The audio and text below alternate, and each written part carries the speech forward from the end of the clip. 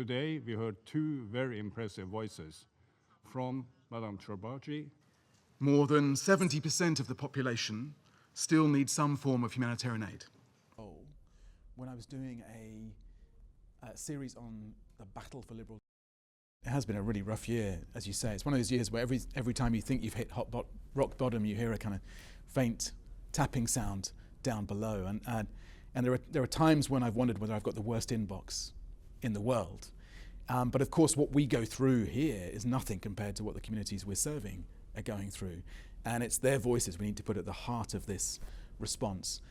Look, we reckon the support is out there. I don't think there is less support for kindness, compassion, global solidarity than there was just because of the results of a few elections. Now, I hope that governments will step up and fill this space, but I hope we can also build this wider movement of citizens that will back that work. And yes, of course, I'll be rattling the can all week. Conversations with traditional donors, including our US friends, but also with new emerging donors and private sector, civil society, and the public at large. Europe is actually saying it wants to step up its aid work at the European level. And what's significant is that it's not going to be victim to short-term cycles. We've got 7 years of aid at a time that the European Union pledges, and it's now discussing aid from 28 till 35. And so there's a real opportunity for Europe. It can't match the US aid level to the size of the US package. It's going to be damaging. But Europe is going to step up, and it needs others to do so as well. And we haven't seen that yet. What we're saying is we can no longer do everything that aid's trying to do. Only 25% of the global aid budget goes on health and humanitarian. By the way, those are the most popular parts of the aid budget. They need to be increased because we just have to meet the needs of the most desperate at this time. You discussed USAID and the devastating impact the cuts are having across the African continent. I've talked to other nations. We want them to chip in and spend money too. And we've spent a lot, and it's a tremendous problem going on in many countries. A lot of problems going on. The United States always gets the request for money.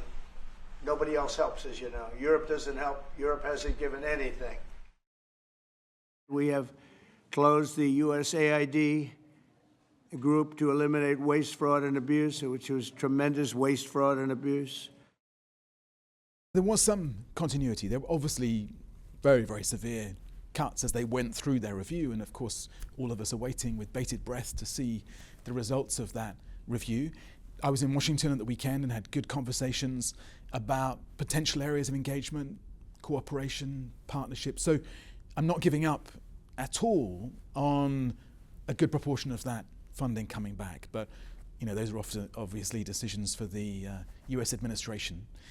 But in the meantime, we can't wait. And so that's why we're appealing for this support to save over 100 million lives in all of these trouble spots that I've been visiting this year. I've just come back from Haiti. I've been in Gaza. I've been in Goma. I've been up and down Syria. I was in Mandalay just after the earthquake. I was in Afghanistan. All of these crisis areas that are desperately in need of support, and where the overall funding we've received so far this year is 19% of what we actually need. More than 2 million IRC clients have lost services. Boys and girls in Afghanistan are not getting education today because of US aid cuts. Refugees from Sudan into South Sudan are not getting health services because of US aid cuts. So we know the price of this.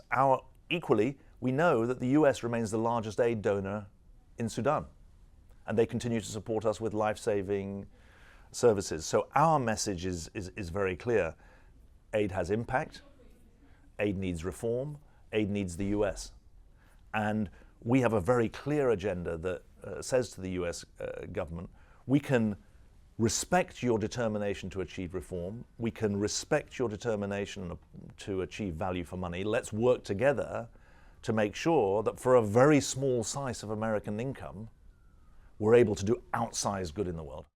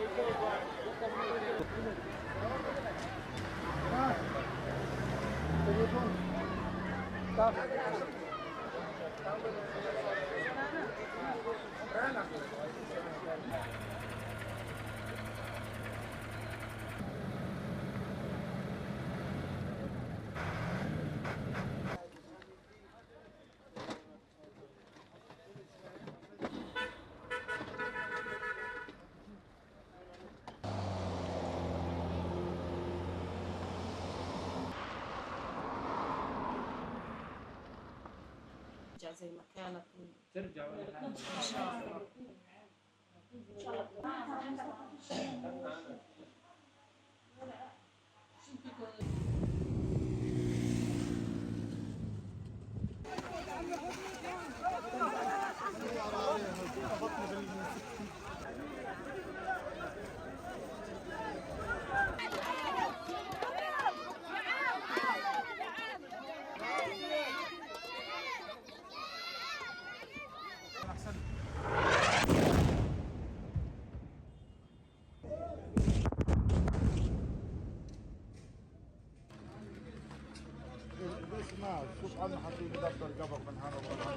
وديها طلع وديها على الخيمة طلع وديها على الخيمة اللي قاعدة على سادة بطلعها بدقيقة واحدة بس عشان ايدها اليمين معلقة.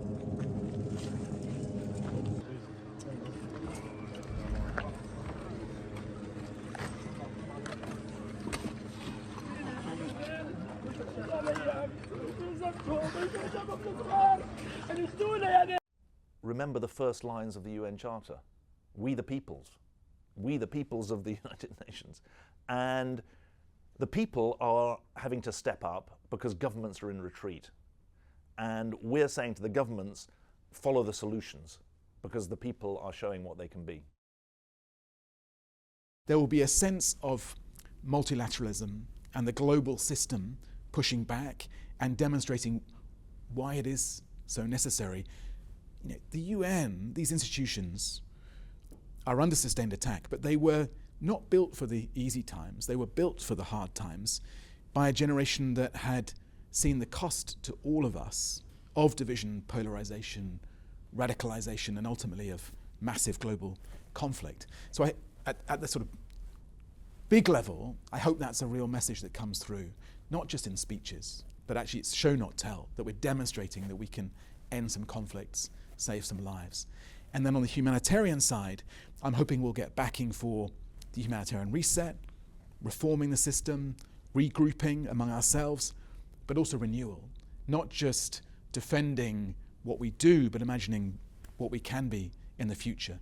So I hope it's the week when the UN really fights back, but when you get that sense of practical problem solving, global solidarity. I think that this is a UN General Assembly that is more important, not less important, because you have a China saying we're the future of the multilateral system. You have a US saying we're putting America first. There's a void to be filled here. And I think that while for Americans the UN can seem like bureaucracy or traffic jams in New York, for the rest of the world, they're looking for leadership. And that's what we're calling for next week.